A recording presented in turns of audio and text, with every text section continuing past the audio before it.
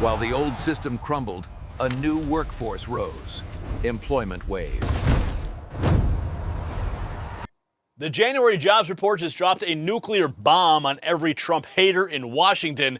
Private sector jobs absolutely exploded past all expectations, while federal employment hit its lowest level since 1966. But the mainstream media is desperately trying to bury the most important detail that proves Trump's economic revolution is working exactly as promised. Now, this is not about numbers on a spreadsheet.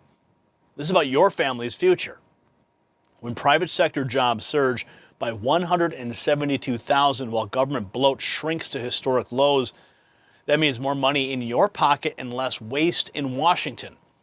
Your tax dollars stop funding endless bureaucracy and start fueling real economic growth. Now, politically, this destroys every Democrat talking point about Trump tanking the economy. Remember, they spent 4 years telling you Biden built back better. But Trump just proved in 1 month that America First policies create real prosperity. And the establishment's panicking because their big government gravy train is being dismantled in real time. And speaking of some major developments happening right under our noses, we got some breaking news that's quietly breaking. Most people missed it completely. While headlines were focused on job reports, the Trump administration just released documentation that could fundamentally reshape America's entire mining sector. Now, this is real. It's unfolding right now under Executive Order 14241. This goes far beyond typical policy changes. We're talking about a complete transformation of how America approaches critical mineral independence. Now, the implications are actually staggering, especially for companies positioned at the center of this revolution. Vizsla Copper, one of them, been tracking these developments very closely. What they've uncovered will shock you. Now, the executive order isn't just reshuffling bureaucracy. It's actually creating entirely new opportunities in sectors that have been deliberately suppressed for decades. Now, smart money is already moving, but most Americans have no idea what is coming. Now, the window to understand and position yourself will not stay open forever. The connections between economic independence and resource independence, they run deeper than most people realize. And there's a special briefing that's been prepared just for you, linked down below. And we thank Vizsla Copper for supporting our work here. But here's the part that should terrify the Democrats. Kevin Hassett has revealed that labor force participation just hit its highest level since 2001. That means Americans who gave up looking for work under Biden, they're flooding back into the economy under Trump. The construction sector alone added massive jobs thanks to President Trump's $18 trillion investment deals. This is not luck. This is a systematic destruction of the entire swamp economy. New job growth surging in January, adding 133,000 total non-farm jobs and 172,000 private sector jobs, shattering expectations once again. Listen. On-farm payrolls for January coming in twice expectations at 130,000. 130K, that would be the juiciest going back to April of last year when it was 158. Now, if we look at a couple of months worth of revision, they came in at minus 17,000. Now, let's look for average hourly earnings month over month, up 0.4. That's 1/10 higher than both looking back and looking forward. 0.4 would equal October last year. You are all the way back to the summer of 24 to find a higher month-over-month earnings number. Let's go year over year. 3.7 exactly as expected. 1/10 light to 3.8 in the rearview mirror. So how does that stack up? 3.7 would be the lightest since it was actually 3.6. Thanksgiving of last year. Now let's look at hours worked, shall we? 34.3. That increase, that's a good thing. That's up 0.1 from both what we were expecting and our last look. 34.3 would equal November. To find a higher one, you're all the way back to March of 24. Now the unemployment rate, maybe the most important number of all, and it moves down 1/10, 4.3%. All the naysayers out there, they're going to like this set of data points. 4.3 would be equal to where we were in August of last year. To find a lower number, you're looking at June of last year. Labor force participation moved up as well. More good news, 62.5. That would be the best since it was 62.6 in April of last year. And drumroll please, the final number I'm going to give you is U6, the underemployment rate, and it comes in at 8%. 8%. Last look was 8.4. 8% would be the best going all the way back to July when it was 7.9. Wow. President Trump is winning. This is the Trump economy. The reaction validates the explosive numbers and explains why the specific job growth pattern matters for Trump's economic vision. Here's Stephen Moore. For the last year, private sector employees employment is growing, Maria, and public sector, especially federal jobs, are shrinking. That's exactly what we want to see. Right. We want to see the government shrink and private sector job growth. And by the way, Maria, this is exactly the opposite of what we saw under Biden, where we do these job reports every month. And one of the biggest increases in employment was federal hiring, and that's what led to these big deficits. And that is basically President Trump and wanting to shrink a reorientation of the economy to private businesses. Yeah. Let's go, baby. It's only getting better. Now, Moore sets up the comparison, but we need expert confirmation that this was really extraordinary performance. Professor Stange on the January jobs report shattering expectations. It was a blockbuster report. It was a blockbuster report. I was surprised. Sort of the meta story here has been that we've already gotten the pain on jobs, meaning 2.5 million deportations, federal layoffs, slower federal spending.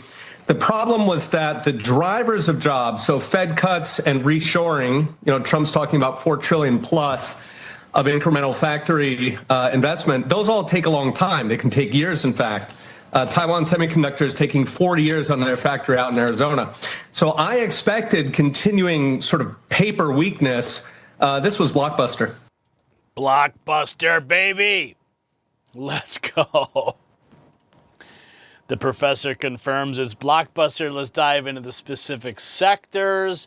More from Rapid Response 47. A lot of people would say this is starting off the year on the right foot because we're seeing 130,000 jobs added for the month of January. The expectation was just 70,000. We also saw the unemployment rate falls to 4.3%. The expectation there was 4.4%. Take a look at where we saw jobs added and lost. Healthcare, 123,000 added. Also, professional and business services and construction adding 34 and 33,000 jobs respectively. A lot of people probably like to see that. Losing jobs for the month, financial activities. And here you go, government down 42,000 jobs. Revisions for the months of November and December show 17,000 fewer jobs were added than first believed. And also coming out today, Stuart, the Labor Department cut prior job numbers stretching back nearly 2 years. Looking at 2024, the last year of the Biden administration, the U.S. produced only 1.2 million jobs versus the previously estimated 2 million jobs. So weaker coming out of the Biden administration than we expected, that we first believed, rather. Lydia breaks down the sector details, but there's an even bigger story about how government workforce transformation under President Trump, federal employment has declined to its lowest level since 1966, the lowest level in recorded history as a share of the total workforce. Federal employment at its lowest level since 1966. Yeah, Doge, anyone? This historic government shrinkage sets up perfectly for the administration's victory lap on their strategy. Here's the NEC director, Kevin Hassett, on the jobs report. What happened is that there were a lot of Wall Street analysts who were predicting that a reduction in the labor force was going to make a bad number. And in fact, CNBC had a headline saying that the jobs number is going to be zero. Bloomberg had a headline saying the jobs number is going to be zero. And private sector jobs, which is our main focus right now because we've been reducing government employment, they went up 170,000. They absolutely blew out any expectation whatsoever. So it's really a remarkable strong number. And to put it in perspective, to get that much job creation while that basically the labor force is declining some because people are leaving the country and being deported is a really remarkable thing. The bottom line is I'd say there's three facts that I think that I really hope that the viewers would think about. Thing one is that we've been hearing this story that artificial intelligence is going to take away people's jobs, right? Well, in this report, labor force participation is the highest it's been in the United States since 2001. And so we actually have more people going into the labor force than we've seen in 2 decades. And so that this AI effect is not there. The next thing is that the government employment, because President Trump's team has given people early retirement and so on, and the Doge movements early in the spring, that we've reduced government employment, federal government employment, by 360,000 or so people. That's the lowest share of the labor force that's working for the federal government since 1966. And what that means is that $29 billion this year. What that means is the swamp is draining, folks.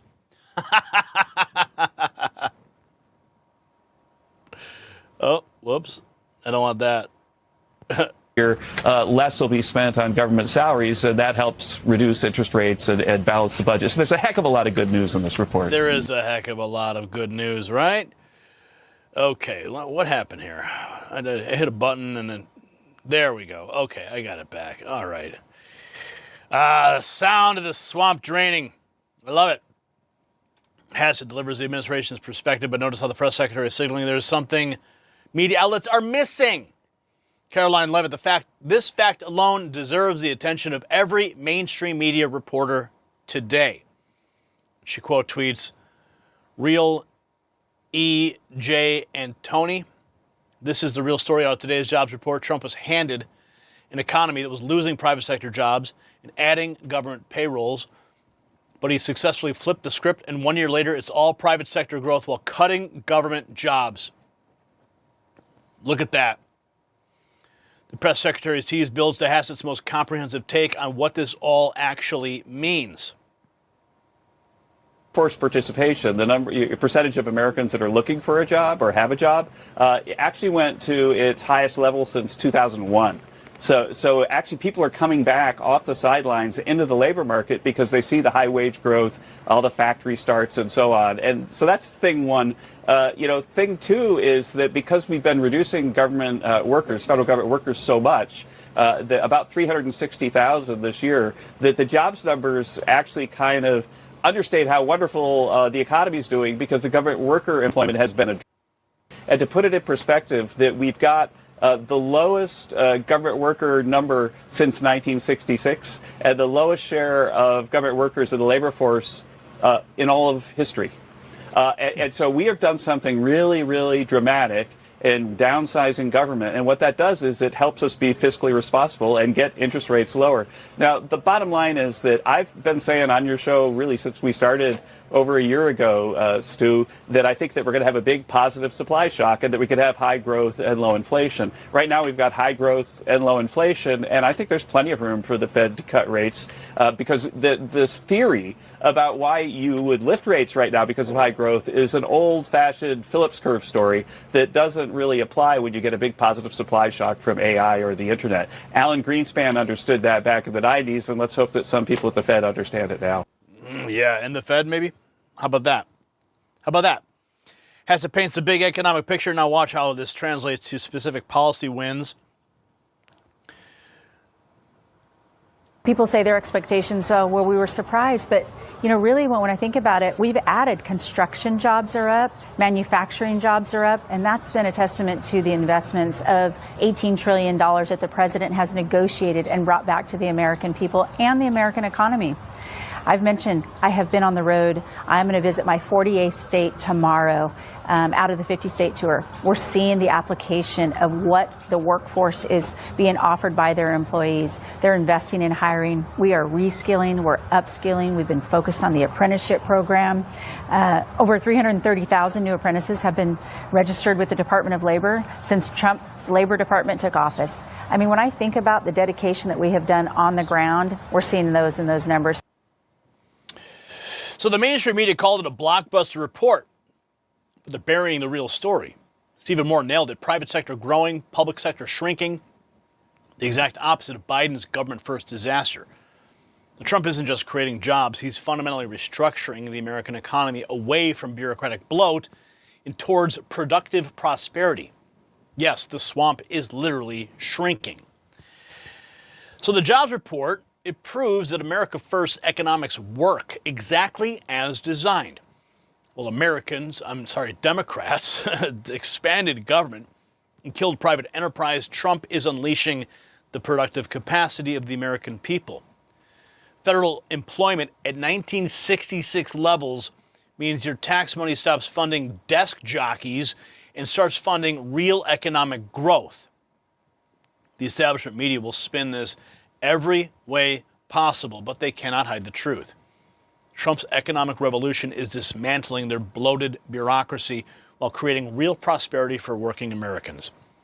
The swamp is being drained through pure economic force, and there is nothing that they can do to stop it. So do you think this jobs explosion proves that Trump's policies work better than big government socialism? Let us know in the comments below. And while you're there, check out the Next News merch shop. The system controls information. Information control is power. They don't want you to see this. The truth only survives together. They don't want this shared. Share this now.